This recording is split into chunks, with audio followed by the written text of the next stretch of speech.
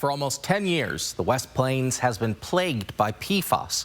The forever chemical is in the groundwater near Fairchild and the Spokane Airport and is linked to serious health concerns. It's a chemical found in firefighting foam. The federal government was supposed to have a plan in place to how it was going to clean up Pfas by this summer. But earlier this year, that timeline quietly pushed back with no heads up to homeowners. Natalie Grant shares why.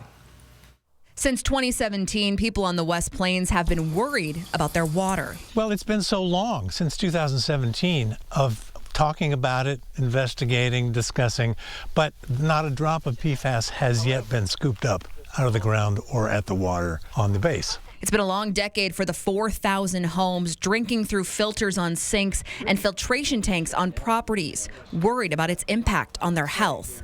So far, the Defense Department has set aside about $157,000 to investigate the PFAS contamination in this area. And a plan was due this July with real steps on how it plans to fix it. But that deadline was quietly pushed back to June of 2032, a 6-year delay. It's just frustrating to feel like what the neighbors have to say doesn't matter very much. And the pressure of the local electeds doesn't seem to matter very much either. John Hancock is the president of the West Plains Water Coalition and lives in a home impacted by PFAS. He said he had no heads up to this delay. Forever is how the chemistry has been described, because it doesn't break down. There's no half-life, there doesn't biodegrade, but the process shouldn't take forever. The process should be unfolding quickly. PFAS contamination has been linked to serious health conditions like cancer and comes from chemicals found in firefighting foam used at military bases and airports across the country. This quiet delay had lawmakers like Washington Senator Patty Murray concerned, considering Republican lawmakers in D.C. have recently proposed cutting the funds for this type of cleanup. On November 13th, Washington Senator Patty Murray wrote this letter to the Department of Defense, asking for clarification on the timeline, why it was pushed back, and if there was funding still coming for sites like this one near Fairchild.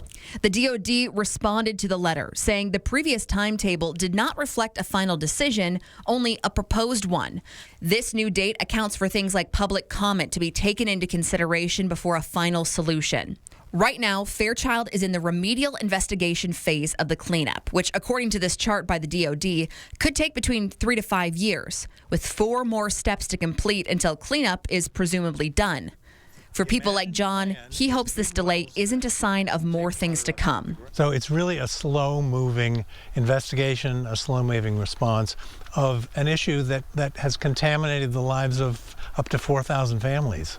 Reporting at Airway Heights, Natalie Grant, 4 News Now.